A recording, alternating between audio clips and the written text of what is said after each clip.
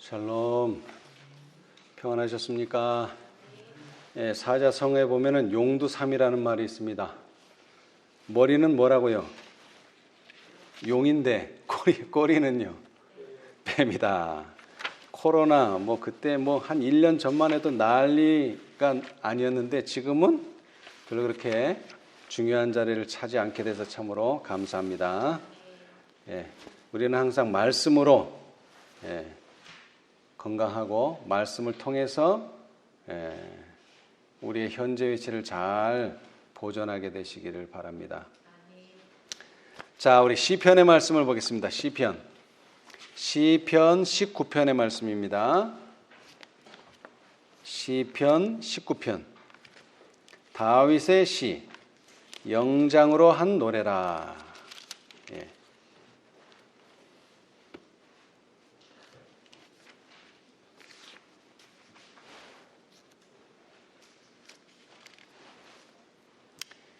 자, 1절에서 제가 한번 읽어보겠습니다. 1절부터 하늘이 하나님의 영광을 선포하고 궁창이 그의 손으로 하신 일을 나타내는도다. 이거 지금 언제를 말하고 있는 것 같습니까? 창조 때를 말하고 있는 것 같죠? 자, 그런데 여러분 6,000년 전의 창조로 가지 마시고 계시록 14장에 나오는 창조를 좀 생각하시기 바랍니다. 첫째 천사의 기별이 뭐죠? 하늘과 땅과 바다와 물들의 근원을 만드신 이를 경배하라 하더라. 예. 자, 2절 날은 날에게 말하고 밤은 밤에게 지식을 전하니 언어가 없고 들리는 소리도 없으나 그 소리가 온 땅에 통하고 그 말씀이 세계 끝까지 이르도다. 하나님이 해를 위하여 하늘에 장막을 베푸셨도다. 여기서 해는 태양을 말합니다. 태양. 5절도 마찬가지입니다. 해는 그 방에서 나오는 신랑과 같고 그 길을 달리기 기뻐하는 장사 같아서 하늘 이 끝에서 나와서 하늘 저 끝까지 운행하며 그 온기에서 피하여 숨은 자가 없도다. 이거를 창조 당시로 가지 마시고 이번에는 18장 그의 영광으로 땅이 환하여지더라. 거기에서 빛을 얘기했지만 빛에는 뭐가 있습니까? 온기가 있어요. 따뜻함. 특히 겨울에 태양의 온기가 그립죠? 온기에서 피하여 숨은 자가 없도다. 이런 날이 꼭 올 것입니다. 자, 그런데 이 태양의 온기가 숨은 자가 없이 따뜻함만을 주는 것은 아닙니다. 왜요? 마태복음 13장에 비유해 보니까 더러는 흙이 얇은 돌밭에 떨어짐에 흙이 깊지 아니하므로 곧 싹이 나오나 해가 돋은 후에 타져서 뿌리가 없으므로 말랐고, 거기에다 좀 더 붙였으면 더 이해가 쉬울 텐데 말라 죽었고.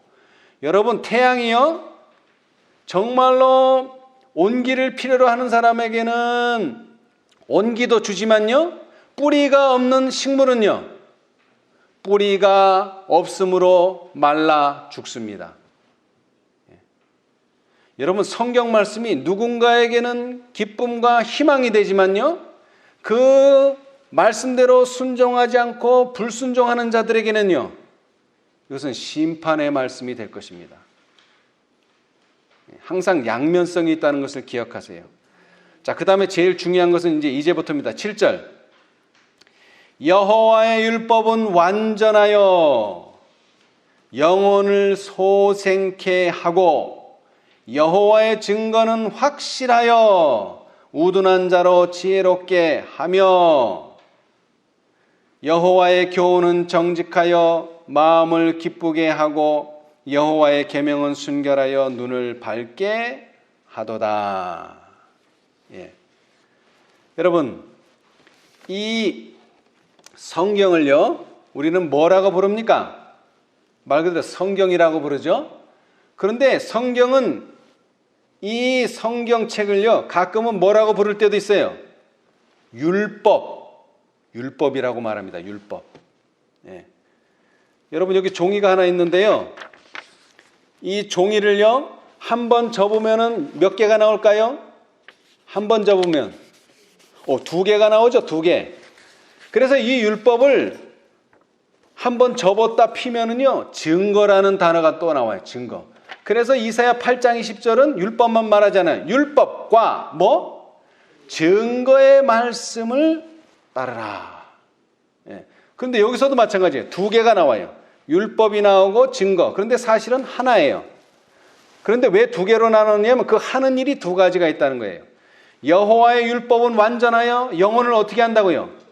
소성케 한다. 여기서 소성이라는 말은 리프레싱이라고 영어 단어는 그런데 원어도 마찬가지예요. 회복한다는 뜻이에요. 회복. 그런데 이 회복은요, 이게 늦은 비하고도 관계가 있어요. 사도행전 3장 19절. 그러므로 너희가 회개하고 돌이켜 너희 죄 없이 함을 받으라. 이같이 하면 뭐 되는 날이? 유쾌하게 되는 날. 그런데 사실은 이게 리프레싱, 새롭게 하는 날이 주 앞으로부터 이를 것이요, 새롭게 되는 것입니다. 그래서 킹 제임스는 이거 설명을 잘했어요. 그런즉 너희는 회개하고 회심하라. 그리하면 새롭게 하는 때가 주의 앞으로부터 이를 때에 너희 죄들이 말소될 것이다. 예. 그래서 새롭게 한다 그랬어요. 새롭게. 예. 뿐만 아니라 예언의 신에서도 새롭게 함에 대해서 셋째 천사의 큰 해침이라 이렇게 표현했어요. 여러분 시간 관계상 제가 대신 읽겠습니다. 초기 문집에 있는 말씀인데요. 271페이지에 나는 그 전신갑주를 입고 있는 자들이 큰 능력으로 진리를 선포하는 것을 들었다. 그것은 영향력이 컸다. 지금까지는 많은 사람들이 묶여 있었다. 즉 어떤 부인들은 그들의 남편에게, 어떤 어린아이들은 저들의 부모에게 속박당해 왔다. 진리를 듣지 못하도록 방해를 받아온 신실한 영혼들은 이제 그것을 갈급한 심령으로 굳게 붙들었다. 태양이 온기를 뿜어서 그 온기에서 피하여 숨은 자가 없는 때가 온다는 거예요. 진리를 듣지 못하도록 방해를 받아온 신실한 영혼들은 이제 그것을 갈급한 심령으로 굳게 붙들었다. 그들은 친척에 대한 두려움 같은 것은 아랑곳하지 않았다. 그들에게는 이제 오직 진리만이 있을 뿐이었다.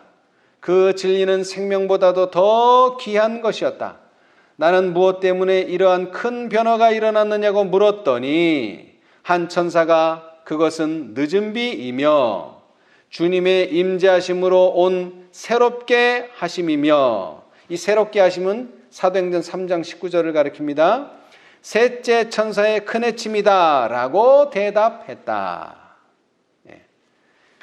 또 한 번 더 나오는데요. 279페이지에 나는 셋째 천사의 기별이 맞춰지는 때를 바라보게 되었다. 하나님의 능력이 그의 백성들에게 임하고 그들은 자기들의 일을 완수하고 그들 앞에 있는 시련의 때를 위하여 준비하고 있었다. 그들은 늦은 비, 곧 주님의 앞으로부터 이르러 오는 새롭게 함을 받고 증언의 말씀들을 생생하게 회상했다. 마지막 큰 경고가 각처에서 들렸으며 그것은 그 기별을 받아들이지 않은 지상의 거민들을 경록해 하였다. 279페이지. 예. 자, 이렇게 뭐가 영혼을 소성케 한다고요? 아니죠. 여호와의 율법은 시편의 말씀대로 여호와의 율법이 그렇다는 거예요. 율법이. 근데 그 율법은 다른 말로 하면 여호와의 증거. 여호와의 증거는 확실하여 우둔한 자로 지혜롭게 하며, 그러니까 영혼을 소생케 하는 것도 율법, 그 다음에 지혜롭게 하는 것도 율법이라는 거예요. 율법을 다른 말로 하자면 말씀이죠. 한마디로 말하자면. 그래서 성소의 가장 깊은 곳에 보관되어 있는 상자가 하나 있는데 그 상자의 이름이 뭐예요? 법궤라고도 하고 또 뭐라고도 하죠? 증거궤. 그러니까 율법이 곧 증거고 증거가 율법이에요. 자, 이제 두 번 접었죠? 자, 요거를 한 번 더 접으면 어떻게 됩니까? 한 번 더 접으면 네 개가 나오죠. 예, 또 네 개를 만들었어요. 이제 여호와의 교훈은 정직하여 마음을 뭐하게 하고 기쁘게 하고. 여러분, 율법은 영혼을 소생케 한다 그랬는데 다른 말로 하면 마음을 기쁘게 하는 겁니다. 말씀을 듣고 배울 때 우리는 마음이 기뻐져야 돼요. 뿐만 아니라 이 말씀을 또 다른 표현을 하면 여호와의 계명은 순결하여 눈을 밝게 하도다. 지혜롭게 한다는 말이나 눈을 밝게 한다는 말이나 그 말이에요. 우리의 눈이 밝아져요. 라오디게아 상태에서 벗어나려면 우리는 율법, 증거, 교훈, 계명을 다시 봐야 됩니다. 그래서 이 계명이 전에 우리가 알던 거지만 어떻게 돼야 돼요? 새로운 계시가 돼야 돼요. 새로운 계시. 자, 이거는 같이 한번 찾아보겠습니다. 시대의 소망, 새로운 계시. 여러분, 예수님의 제자들이 얼마나 성경 말씀을 많이 듣고 배웠고 그 다음에 예수님께로부터 얼마나 많이 배웠겠어요. 그런데 이 예수님의 제자들도 새로운 계시를 볼 때가 있었습니다. 자, 253페이지. 시대의 소망 253페이지. 시대의 소망 253페이지. 시대의 소망 253페이지. 첫 문단은 이렇게 시작합니다. 예수께서는 유대인들 사이에 논쟁이 분분했던 여러 가지 주제들에 전혀 관계하지 않으셨다. 거기 691페이지, 구속의 역사 691페이지 밑에서 두 번째 문단 한번 읽어주세요. 누가? 예수께서는 유대인들 사이에 논쟁이 분분했던 여러 가지 주제들에는 전혀 관계하지 않으셨다. 진리를 실시하는 것이 그분의 사업이었다. 그분의 말씀은 족장들과 선지자들의 교훈에 환한 빛을 비춰 주었으므로 성경의 말씀이 새로운 계시가 되어서 사람들에게 임하였다. 그분의 청중들은 이전에 결코 하나님의 말씀 가운데서 그토록 심오한 의미들을 깨닫지 못했다. 예, 감사합니다. 여러분, 유대인들 사이에는 말씀을 많이 알다 보니까 성경을 많이 읽다 보니까 이 의견이 나누는 때가 많아요. 그래서 서로 논쟁을 해요. 이게 맞다, 저게 맞다. 근데 예수님께서는 오셔서 이게 맞고 저게 틀리고 저게 틀리고 이게 맞다. 이 시비를 가리는 일에는 전혀 관심이 없어요. 다만 뭘 제시한다고요? 진리를 제시하는 거예요. 진리가 뭐죠? 내가 곧 길이요 진리요 생명이라. 진리라는 뜻은 다른 게 아니라 참된 것을 배워서 뭐에 이르는 거예요?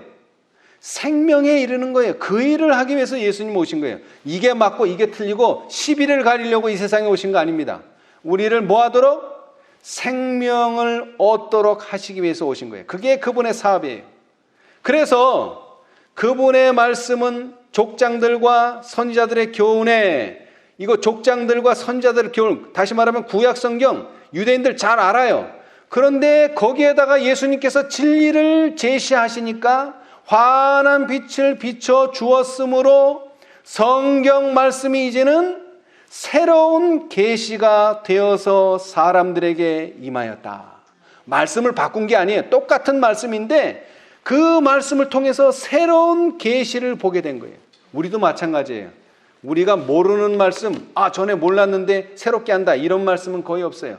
전에 알고 전에 들었고 다 배워서 알지만 이제는 우리에게는 뭐가 필요하다고요? 새로운 계시. 근데 이 새로운 계시가 되려면 예수님의 진리의 빛이 거기에 비춰져야 된다는 것입니다. 오늘 그것을 좀 공부하고자 하는데요. 사람들이요, 성경을 연구할 때 특별히 이 재림을 기다리는 사람들은 희한하게 성경 연구를 해요. 저는 놀랐어요. 뭐냐? 진리를 캐기는 캐는데 아주 독특한 진리를 캐내요. 독특한 진리. 제가 말하는 독특하다는 것은 뭐하고 관계없는,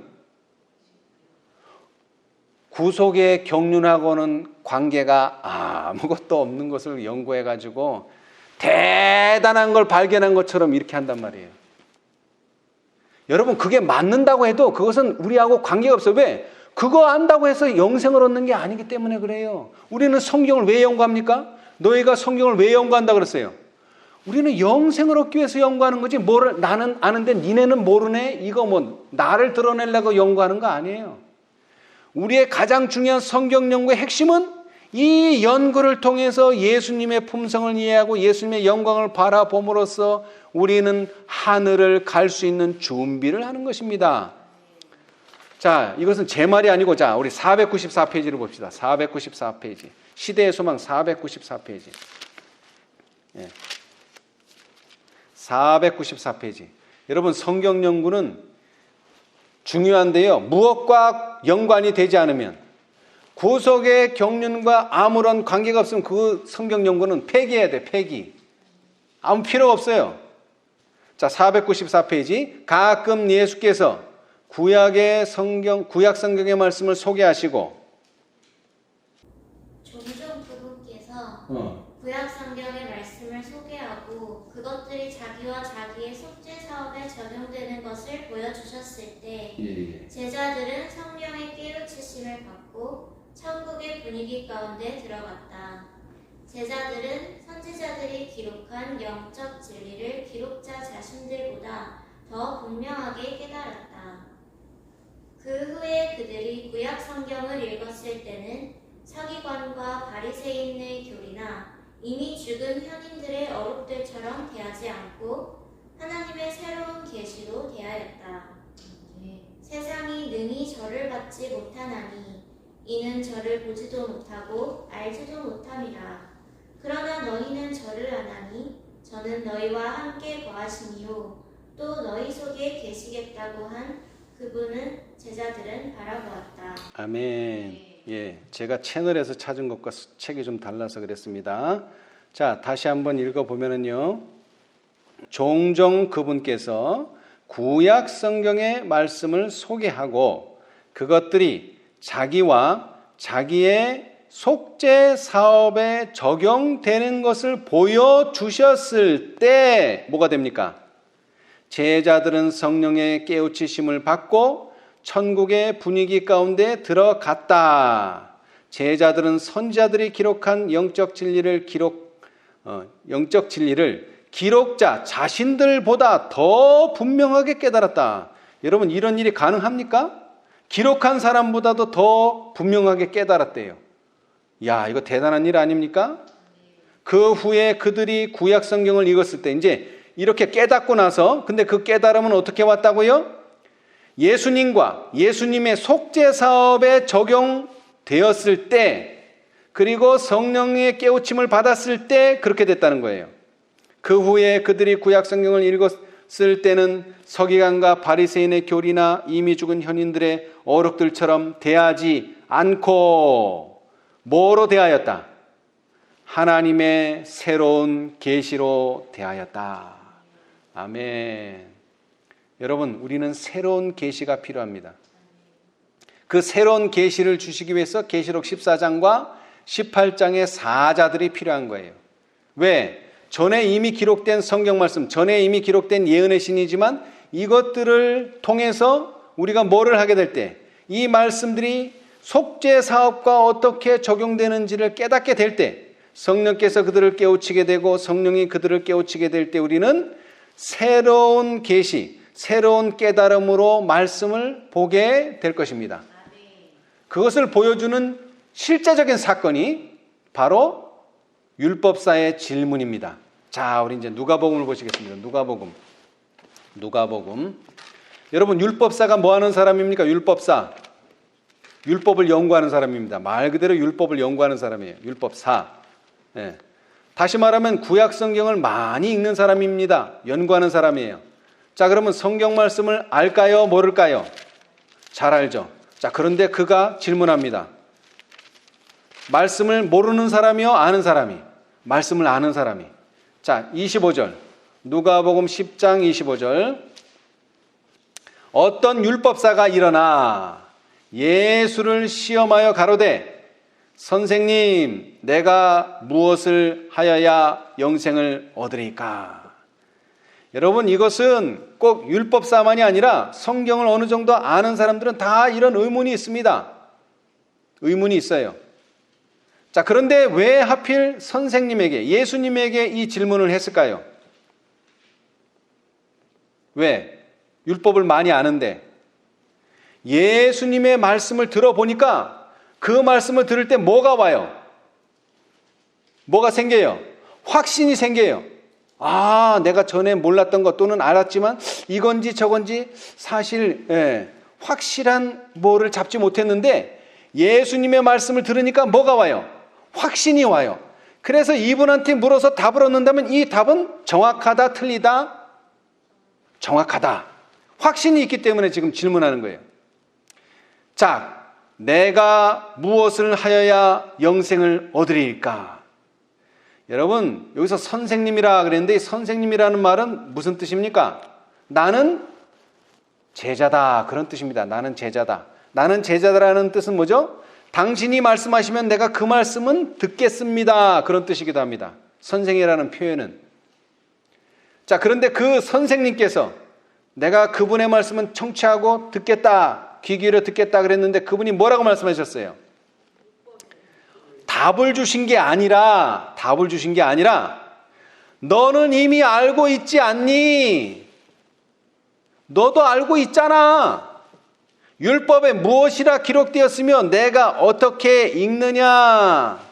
여기 두 가지를 얘기하셨어요. 뭐예요? 기록된 게 뭐냐?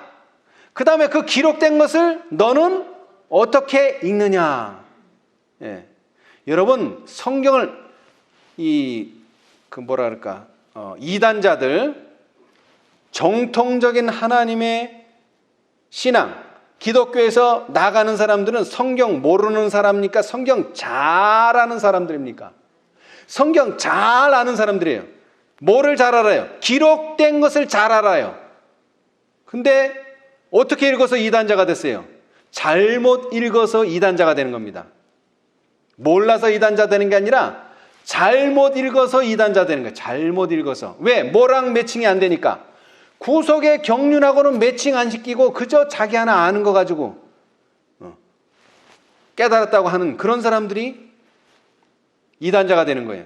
여기서 내가 어떻게 읽느냐는, 우리는 세상은 긍정적이냐 부정적이냐를 말하지만 더 중요한 건 구속의 경륜하고 어떤 관계가 있느냐, 이게 매우 중요합니다.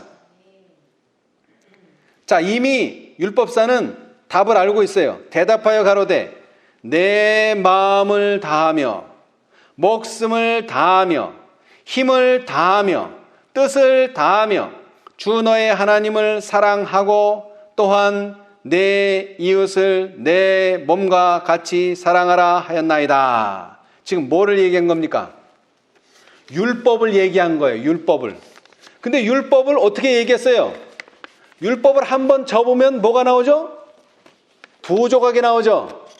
처음 4계명과 다음 6계명 두 개로 딱 나눠서 얘기했어요. 첫째는 하나님을 사랑하라. 그 다음에 두 번째는요, 인간을 사랑하라. 내 이웃을 사랑하라. 그러나 결론적으로 말하면 율법을 말한 거예요. 율법을 강조한 거예요. 그랬는데 예수님께서 뭐라고 대답하셨죠? 예수께서 이르시되 내 대답이 옳도다 또는 내 대답이 맞다.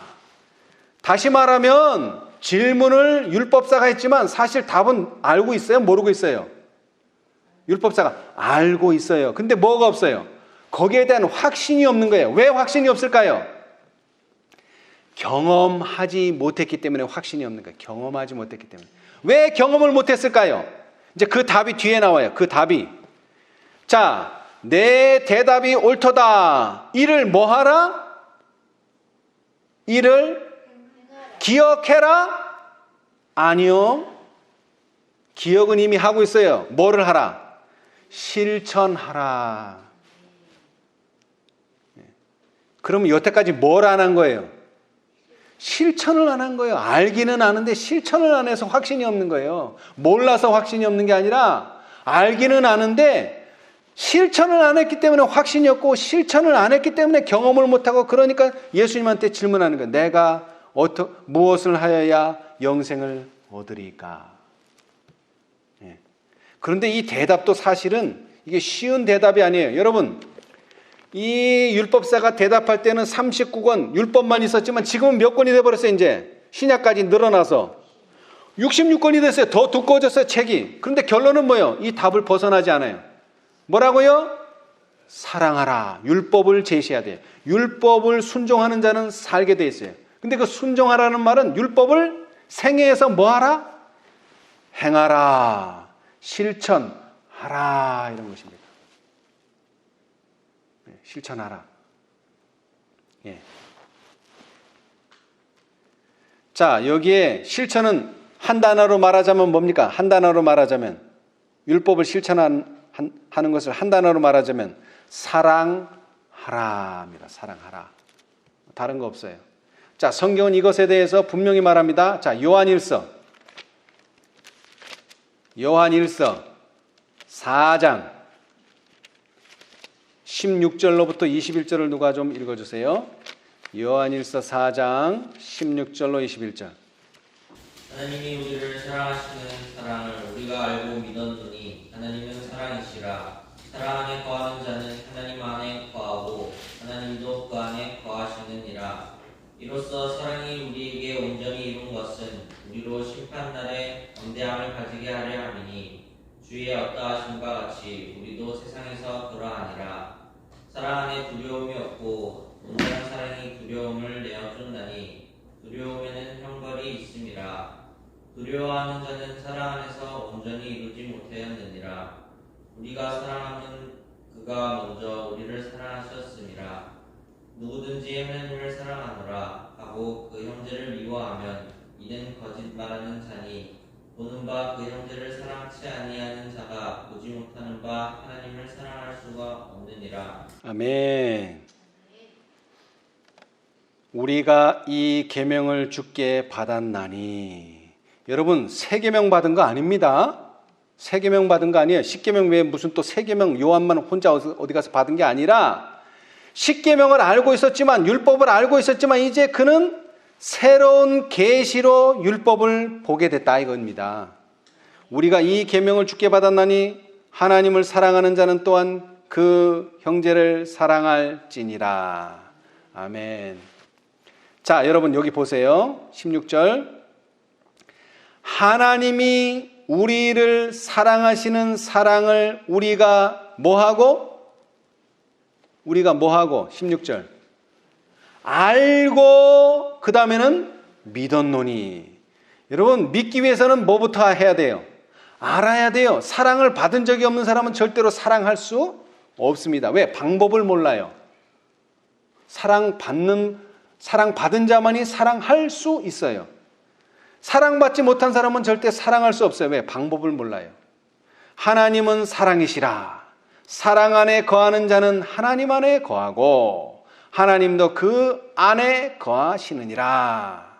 19절. 우리가 사랑함은 우리가 어떻게 사랑할 수 있어요? 그가 먼저 우리를 사랑하셨음이라. 이걸 알아야 돼요. 하나님의 사랑을 우리가 받아야 돼요. 경험해야 돼요. 그럴 때 우리가 다른 사람을 사랑할 수가 있어요. 그래서 누가 나를 사랑했으니까? 하나님이 나를 사랑했으니까 이번에는 하나님을 사랑할 수가 있어요, 우리가. 근데 하나님을 사랑하는 자는 하나님만 사랑하는 게 또 아니에요. 왜요? 하나님이 누구를 사랑하셨어요? 하나님이 사랑하는 자를 위해서 당신의 독생자를 보내셨기 때문에 하나님이 사랑하시는 자도 사랑해요. 그래서 하나님을 사랑하는 자는 또한 그 형제를 사랑할지니라. 자, 그런데 이 사람은 이 율법이 사랑이라는 것을, 하나님을 사랑하고 인간을 사랑해야 된다는 것을 알았지만 실천하지 않았어요. 그러니까 이 말씀을 듣고, 예수님의 말씀을 듣고 뭘 깨달았을까요? 아하, 내가 사랑을 하지 않았구나. 그러면 뭐를 해야 돼요? 회개를 해야죠. 근데 이 사람은 회개를 하지 않고 변명을 했어요. 자, 이제 누가복음 10장으로 돌아가십시다. 그래서 이제 사마리아인의 이야기가 나오는 겁니다. 자, 누가복음 10장 변명을 했어요. 10장 29절. 누가복음 10장 29절. 이 사람이, 율법사가 자기를 옳게 보이려고 예수께 여짜오되 그러면 내 이웃이 누구니까? 저도 사랑하고 싶었습니다. 그런데 이웃이 누군지를 몰라서 사랑을 못했습니다. 이런 얘기예요. 말도 안 되는 소리죠. 이웃이 누군지 몰라서 사랑을 못했대요. 예. 그러니까 예수님께서 이제 한 예를 드십니다. 예수께서 대답하여 가라사대 어떤 사람이 예루살렘에서 여리고로 내려가다가 강도를 만나매 강도들이 그 옷을 벗기고 때려 거반 죽은 것을 버리고 갔더라. 마침 한 제사장이 그 길로 내려가다가 그를 보고 피하여 지나가고 또 이와 같이 한 레위인도 그곳에 이르러 그를 보고 피하여 지나가되 어떤 사마리아인은 여행하는 중 거기 이르러 그를 보고 불쌍히 여겨 그랬는데, 자 여러분, 예루살렘에서 여리고로 갑니까? 여리고에서 예루살렘으로 갑니까? 지금 이 노정이, 자 상행선이에요? 하행선이에요? 자 예루살렘을 서울로 치자면 서울로 올라가요.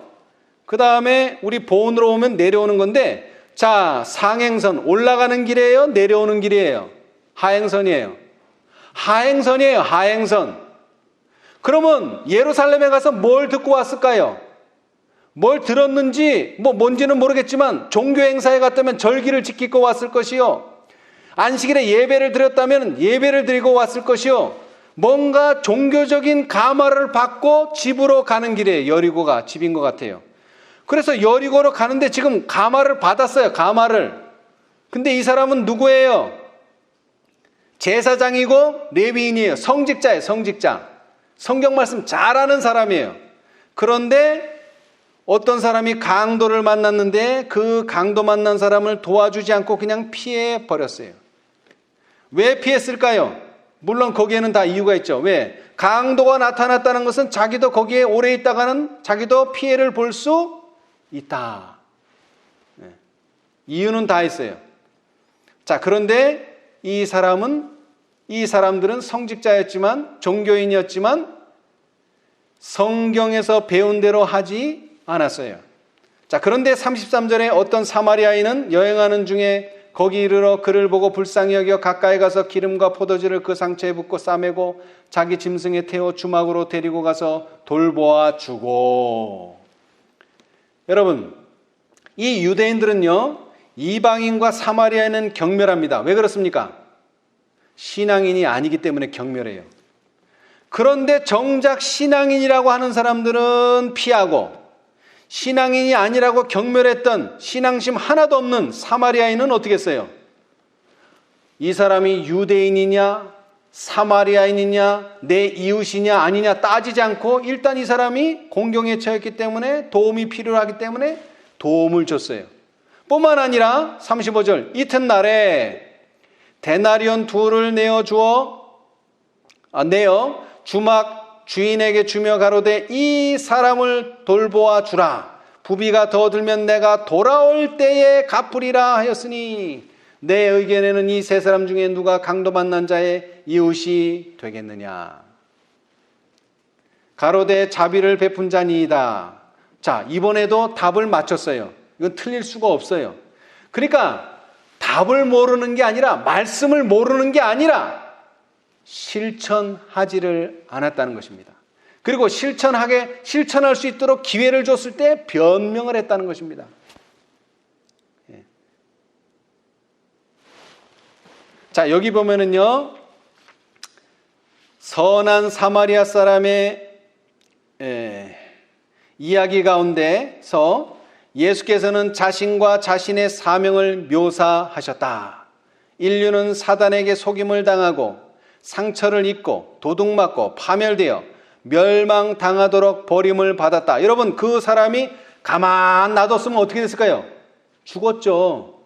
골든타임을 놓쳐서 죽었죠. 그런데 감사하게도 사마리아인을 만나가지고 치료를 받아서 살아났잖아요. 그죠? 그런데 이 사람은 계속 치료를 해주는 게 아니고 어떻게 했어요? 이튿날에 나는 어디 볼 일이 있어서 가야 되는데, 사실 볼 일이 있는 게 아니죠. 예수님이 이 세상에 오셔서 3년 반 동안 일하셨지만 3년 반 아니라 4년, 5년, 10년 계속 사는 게 아닙니다. 이제는 뭐 하셔야 돼요? 하늘에 가야 돼요. 그 하늘에 가는 것도 사실은 그 사람을 치료하기 위해서 성서 봉사를 하려고 가는 거예요. 그러면서 하시는 말씀이 내가 와서 갚아주겠다. 예. 근데 얼마를 줬어요? 2렙돈. 2렙돈을 줬어요. 2렙돈. 예. 그래서 하나님께서는 신약과 성경 말씀을 통해서 우리를 계속 치료하고 계시다는 거죠. 그리고 율법과 증거의 말씀을 통해서 우리를 계속 치료해 주시는 것이죠. 그리고 본인은 멀리 있지만 중보를 통해서 인간들을 계속 도우고 있다는 거예요. 다시 말하면 선한 사마리아 사람은 예수님의 이야기입니다. 자, 그런데 이것은 시대 소망에 나오는 이야기고요. 그러나 구주께서는 우리의 절망적인 상태를 동정하셨다. 예수께서는 그의 영광을 버리시고 우리를 구원하시기 위하여 오셨다. 영광을 버리셨다는 것은 또 강도가 나타나서 예수님을 죽일 수도 있는 상황이지만 그런 걸 개의치 않았다는 뜻입니다. 그는 죽어가는 우리를 찾으시고 우리의 처지를 떠맡으셨다. 그는 우리의 상처를 치료하셨다. 예수께서는 그의 의의 두루마기로 우리를 덮으셨다. 예수께서는 우리에게 안전한 피난처를 여시고 자신의 비용으로 우리를 위하여 완전한 준비를 이루셨다. 그는 우리를 구속하기 위하여 죽으셨다. 예, 이것이 시대의 소망 503, 504페이지입니다. 그런데 이것이 조금 더 밝아졌어요. 빛이.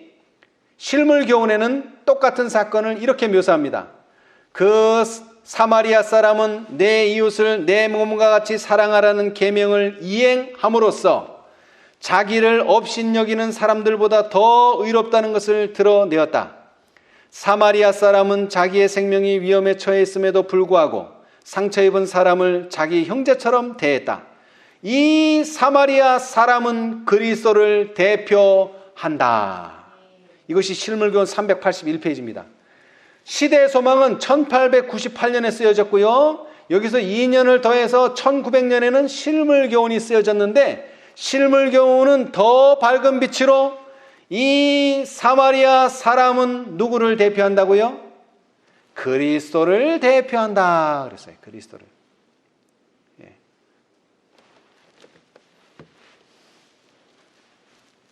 자, 그런데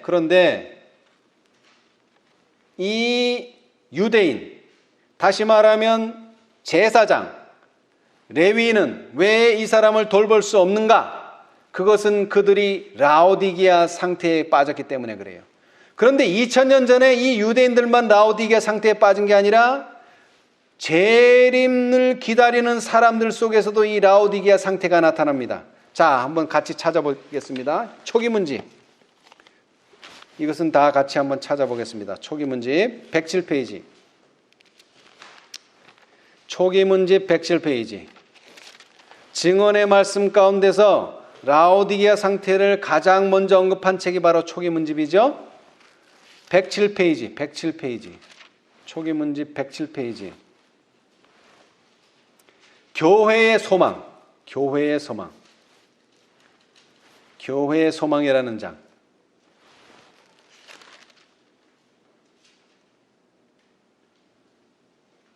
자, 그 한 단락을 누가 한번 읽어보세요. 근래에 내가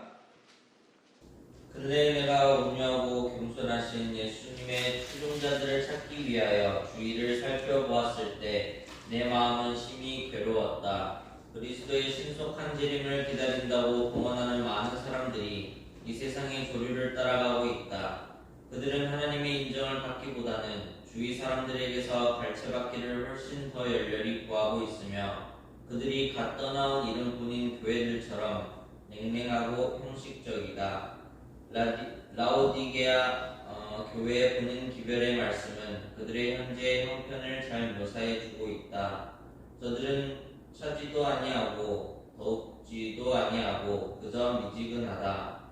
저들이 신실하고 참된 증인의 공고를 듣고 열심을 내어 회개하지 않으며 불로 연단한 금과 흰옷과 안약을 사서 눈에 바르지 않으면 그들을 토하여 내치실 것이다. 예. 자, 그들이 갓 떠나온 이름뿐인 교회, 둘째 천사의 기별을 통해서 그리고 밤중 소리를 통해서 그들은 예언 연구를 맡고 재림 기별을 전하지 못하게 하는 교회로부터 떠나왔어요. 그런데 이제는 그 떠나온 교회들과 다를 것이 없어요. 어떤 면에서요? 영적인 면에서 그렇다는 것입니다. 오늘날 우리가 진리를 배우고 진리를 습득하고 진리를 연구하는 일이 매우 중요합니다. 그러나 진리를 안다고 해서 우리가 그들보다 갓 떠나온 교회보다 나아질 것이 없을 수도 있습니다. 똑같을 수도 있습니다. 우리는 뭐를 해야 돼요? 진리를 실천해야 돼요. 그 실천이라는 말은 사랑이 흘러 넘쳐야 돼요. 근데 라오디게 상태는 뭐예요? 사랑이 없는 교회, 냉랭하고 형식적인 교회로 탈바꿈했어요. 그게 라오디게 상태입니다. 자, 산상보훈 79페이지에 보면은요, 이런 말씀이 있어요. 자, 산상보훈은 그 책 자체가 뭘 설명하고 있습니까? 산상보훈 책 자체가 산상에서 하신 예수님의 모든 교훈을 풀어서 설명해 주고 있어요. 산 위에서 하신 예수님의 말씀은 그분께서 생애를 통해 말없이 가르쳐 오셨으나, 여러분, 제가 시편 91편에 읽어드렸죠? 창조에 대해서 말씀을 드렸어요. 자, 그런데 뭐라고요? 날은 날에게 말하고 밤은 밤에게 지식을 전하니 뭐가 없고 언어가 없고 들리는 소리도 없으나 뭐가 있어요? 거기에는 해가 있어서 온기가 있어요. 말도 없고 언어도 없어요. 근데 뭐가 있어요? 온기는 있어요. 네. 마찬가지예요. 마찬가지.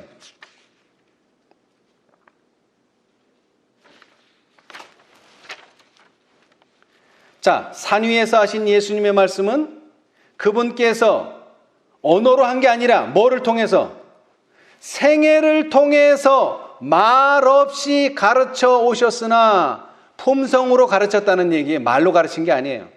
사람들이 이해하지 못한 교훈을 말로 표현한 것이었다. 근데 말을 안 하니까 이해를 못해서 이제는 말로 얘기했어요. 품성을 말로. 그게 산상수훈이에요.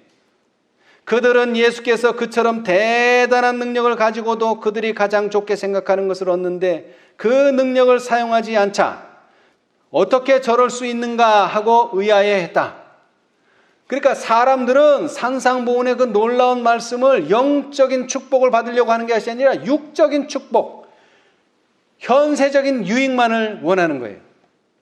그들의 정신과 동기와 방법은 예수님과 반대였다. 이제 잘 들으세요. 그 다음에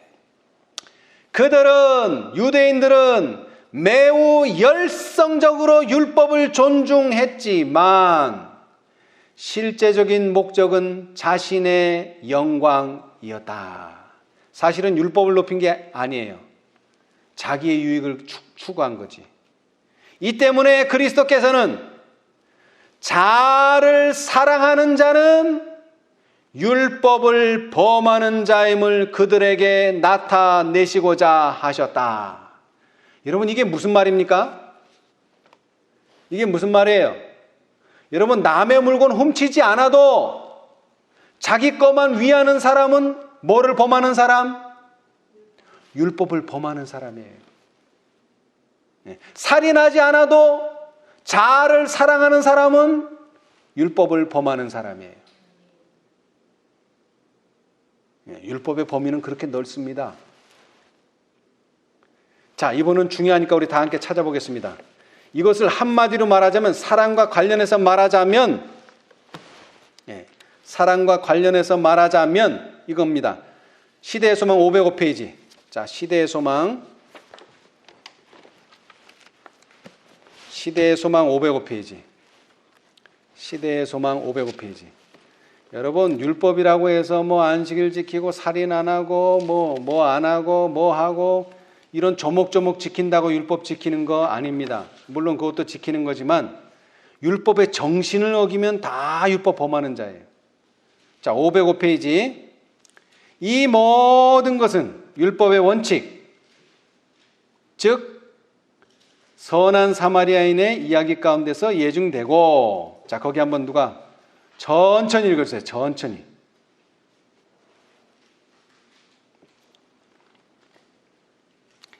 811페이지, 구속의 역사 811페이지 왼쪽 단 맨 밑에.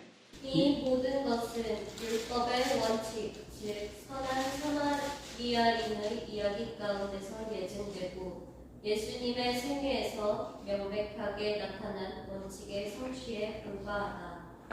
그분의 품성은 율법의 참 의미를 드러내며 우리의 이웃을 우리 몸처럼 사랑한다는 말이 무엇을 의미하는지 보여준다. 하나님의 자녀들이 모든 사람들에게 자비와 친절과 사랑을 나타낼 때 그들 역시 하늘 법도의 성격을 증거하고 있는 것이다. 그들은 여호와의 율법은 완전하여 영혼을 소성케 한다는 사실을 증거하고 있는 것이다. 그러므로 이와 같은 사랑을 나타내지 못하는 자는 누구든지 자신이 존중하노라고 공언하는 법을 범하는 것이다. 왜냐하면 우리가 형제들에게 나타내는 정신이 곧 하나님께 대한 우리의 정신이 어떠한지를 선언하고 있기 때문이다. 마음속에 있는 하나님의 사랑이 이웃에 대한 사랑의 유일한 셈이다. 누구든지 하나님을 사랑하노라고 하고 그 형제를 미워하는 이는 거짓말하는 자니 보는 바 그 형제를 사랑치 아니하는 자가 보지 못하는 바 하나님을 사랑할 수 없느니라.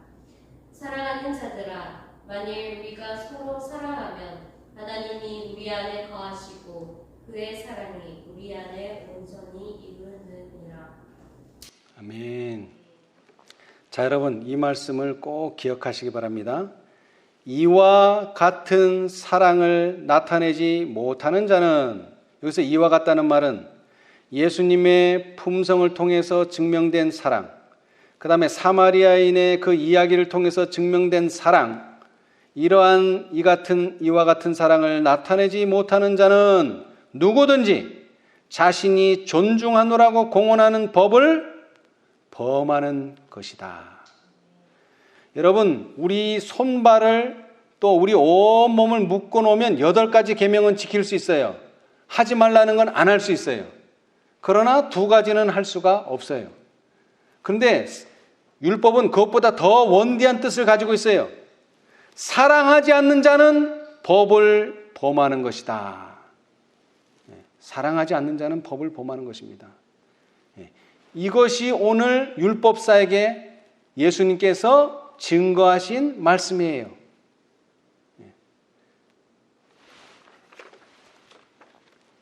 자, 그런데 우리가 율법을 지킬 수 있습니까? 없습니까? 없어요. 다른 말로 하자면 우리가 사랑할 수 있습니까? 없습니까? 없어요. 이 똑같은 말이지만 다른 표현인데 이것을 예은혜 씨는 분명하게 말하고 있어요. 자, 실물교훈 378페이지. 실물교훈 378.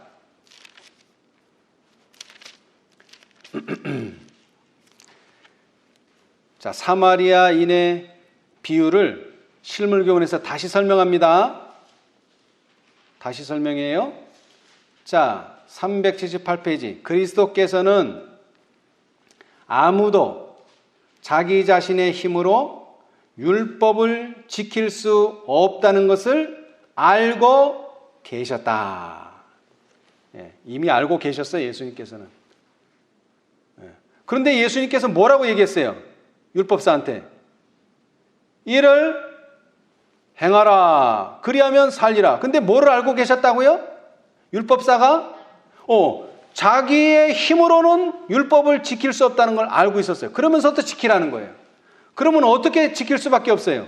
누군가의 도움을 받아야죠. 누군가의 도움. 그러므로 그분은 율법사가 더욱 분명하고 더욱 비판적인 연구를 통해서 진리를 발견하게 되기를 바라셨다. 어떤 진리? 나는 나 혼자서는 율법을 지킬 수 없다는 걸 깨달아야 돼요. 그걸 알아야 돼요. 그 다음에 2번째, 우리는 오직 그리스도의 공로와 은혜를 받아들임으로써만 율법을 지킬 수 있다는 것을 깨달아낸 겁니다. 예, 바로 이거예요. 우리의 죄를 위한 화목제가 되신 그리스도를 믿음으로 말미암아 타락한 사람이 마음을 다하여 하나님을 사랑하고 자기 이웃을 제 몸과 같이 사랑할 수 있게 될 것이다. 뭐 할 때에만? 그리스도의 공로와 은혜를 받아들일 때만 그렇다는 거예요. 근데 자신의 힘으로는요, 절대로 율법을 지킬 수가 없어요. 다시 말하면 자신의 힘으로는 절대로 사랑할 수 없어요. 네. 그래서 사랑한다는 말을 또 뭐라고 표현했느냐면 희생이라 표현했어요. 희생. 그래서 시대소문 504페이지는 이 교훈은 예수께서 말씀하신 그 당시보다 오늘날 더욱 필요하다. 이기심과 냉정한 형식주의, 다시 말하면 라오디게 상태, 사랑의 불길을 거의 꺼버렸으며 품성을 향기롭게 할 은혜를 쫓아버렸다. 그리스도인임을 공언하는 사람들 중에 그리스도인은 그리스도를 대표해야 한다는 사실을 잊어버리고 있는 사람들이 많다. 가정 내에서, 이웃 간에, 교회에서, 그리고 우리가 어디에 있든지 남의 유익을 위하여 실제적으로 자아를 희생하지 않는 한 우리가 무엇을 공언하든지 간에 우리는 그리스도인이 아니다. 이야, 이거 엄청난 말씀이에요. 네? 내가 뭐를 알고 고린도전서 13장을 생각하게 하는 말씀이에요. 남의 유익을 위하여 실천적으로 자아를 희생하지 않는 한 우리는 무엇을 공언하든지 간에 우리는 그리스도인이 아니다. 우린 그리스도인 아니에요. 희생하지 않으면 우린 그리스도인 아니에요. 그래서 예수님의 팔복 가운데 5번째 복이 뭔지 아십니까? 5번째 복. 자, 우리 마태복음 5장 보겠습니다. 5번째 복. 자, 첫 번째 복은 뭐예요? 심령이 가난한 자입니다. 심령이 가난한 자가 복이 있어요. 두 번째 복은요, 애통하는 자가 복이 있어요. 그렇죠? 세 번째 복, 온유한 자가 복이 있어요. 네 번째, 의에 줄이고 목마른 자가 복이 있어요. 그 다음에 5번째는 뭐예요? 긍휼히 여기는 자가 복이 있어요. 우리 5번째 복에 대해서 좀 보겠습니다. 이것이 사랑과 아주 놀라운 관련이 있어요. 자, 산상보온 21페이지. 산상보온 21페이지. 산상보온 5번째 복. 5번째. 21페이지입니다. 21페이지. 자, 성경절을 말씀하시면서 말씀하셨어요. 긍휼히 여기는 자는 복이 있나니 저희가 긍휼히 여김을 받을 것이요. 마태복음 5장 7절. 5번째 복입니다. 사람의 마음은 날 때부터 뭐가 없다고요? 사랑이 없어요. 율법을 지킬 수 없다는 말과 똑같은 말입니다. 사람의 마음은 날 때부터 냉랭하고 어둡고 사랑이 없다.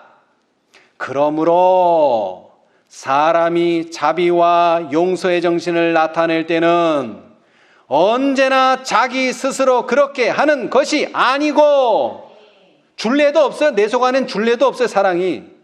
그의 마음에 역사하는 뭐의 가마? 성령의 가마를 통해서 하게 된다. 성령의 가마라는 말을 다른 말로 하면 두 금관, 하늘과 연결된, 하나님과 연결된 두 금관에 의해서 하나님의 사랑이 내 마음속에 기름처럼 들어올 때 나는 그 기름을 누군가에게 나누어 줄 수가 있어요. 우리가 사랑함은 그가 먼저 우리를 사랑하셨음이라. 하나님은 모든 자비의 근원이시다. 그분의 이름은 자비롭고 은혜롭다. 그분은 우리를 우리의 가치에 의해 취급하지 않으신다.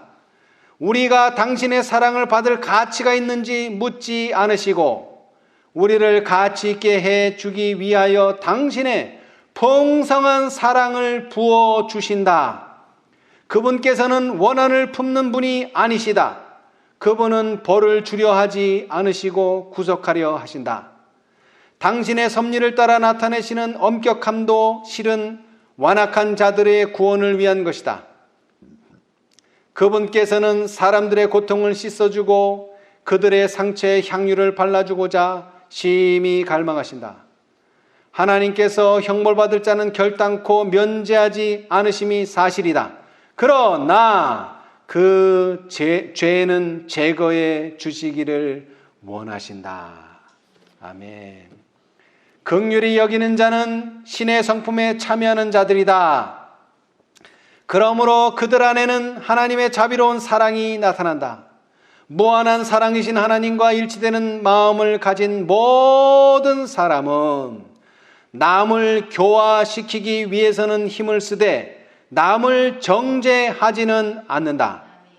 영혼 속에 거하시는 그리스도는 결코 마르지 않는 샘이다. 그분께서 거하시는 곳은 어디나 자비가 흘러 넘치게 될 것이다. 아멘. 네. 자, 그리고 실물교훈을 보면은요, 사랑은 경건의 기초이다. 사람이 말로는 아무리 공언한다 할지라도 자기의 형제들에 대해 이기심 없는 사랑을 갖지 않는다면 그 사람은 하나님께 대한 순진한 사랑을 가질 수 없다. 그러나 우리는 다른 사람을 사랑하려고 애쓰는 것만으로는 결코 이러한 정신을 가질 수 없다. 필요한 것은 그리스도의 사랑이 우리의 마음 가운데 있어야 한다. 이 사랑은요, 내가 그리스도를 사랑하는 마음이 아니라 그리스도가 나를 사랑하는 마음이 있어야 된다는 거예요. 자아가 그리스도께 몰입될 때에 사랑은 저절로 생겨나게 된다. 저절로. 사랑하려고 애쓸 필요가 없어요. 자아가 그리스도께 몰입될 때에. 자, 품성 완성도 마찬가지예요. 그리스도인의 품성의 완성은 다른 사람을 돕고자 하는 생각이 마음속에 계속해서 일어날 때 곧 하늘의 햇빛이 마음에 충만하고 얼굴에 나타날 때에 이루어진다. 예. 아까 시편에서 말한 해가 온기를 주는데 그 온기를 줘서 어떻게 된다고요? 우리의 품성이 그리스도의 품성과 같아진다. 예. 다른 사람을 살리면 내가 산다는 거예요. 근데 오늘날 신앙은 거꾸로 됐어요. 내가 살려고 발버둥 쳐서 결국에는 자기도 죽어요. 자, 우리 이런 사마리아인의 사랑의 이야기를 생각하시면서 이제 고린도전서 13장을 한번 보겠습니다. 고린도전서 13장. 이제 새로운 계시로 이 말씀이 보일 거예요. 고린도전서 13장을 매일 뭐 하라 그랬죠? 읽으라 그랬죠? 그래서 제가 말씀을 종이에 인쇄까지 해드렸죠? 그런데 그거 백날 읽어봐야 소용없어요. 그리스도의 사랑의 마음이 내 마음속에 있어야 돼요. 그러고 나서 이 말씀을 읽을 때 이제 이 말씀이 새로운 계시가 되는 거예요. 내가 사람의 방언과 천사의 말을 할지라도 사랑이 없으면 소리나는 구리와 울리는 꽹과리가 되고, 내가 예언하는 능이 있어 모든 비밀과 모든 지식을 알고 또 산을 옮길 만한 모든 믿음이 있을지라도 사랑이 없으면 내가 아무것도 아니요, 내가 내게 있는 모든 것으로 구제하고 또 내 몸을 불사르게 내어줄지라도 사랑이 없으면 내게 아무 유익이 없느니라. 사랑은 오래 참고 사랑은 온유하며 투기하는 자가 되지 아니하며 사랑은 자랑하지 아니하며 교만하지 아니하며 무례히 행치 아니하며 자기의 유익을 굳지 아니하며 성내지 아니하며 악한 것을 생각지 아니하며 불의를 기뻐하지 아니하며 진리와 함께 기뻐하고 모든 것을 참으며 모든 것을 믿으며 모든 것을 바라며 모든 것을 견디느니라. 사랑은 언제까지든지 떨어지지 아니하나 예언도 패하고 방언도 그치고 지식도 패하리라. 우리가 부분적으로 알고 부분적으로 예언하니 온전한 것이 올 때에는 부분적으로 하던 것이 패하리라. 내가 어렸을 때에는 말하는 것이 어린아이와 같고 깨닫는 것이 어린아이와 같고 생각하는 것이 어린아이와 같다가 장성한 사람이 되어서는 어린아이의 일을 버렸노라. 우리가 이제는 거울로 보는 것 같이 희미하나 그때에는 얼굴과 얼굴을 대하여 볼 것이요 이제는 내가 부분적으로 하나 그때에는 주께서 나를 아신 것 같이 내가 온전히 알리라. 그런즉 믿음, 소망, 사랑 이 세 가지는 항상 있을 것인데 그 중에 제일은 사랑이라. 아멘. 우리 모두 이러한 사랑을 실천하는 여러분과 제가 되기를 간절히 바라면서 오늘 말씀 마치겠습니다.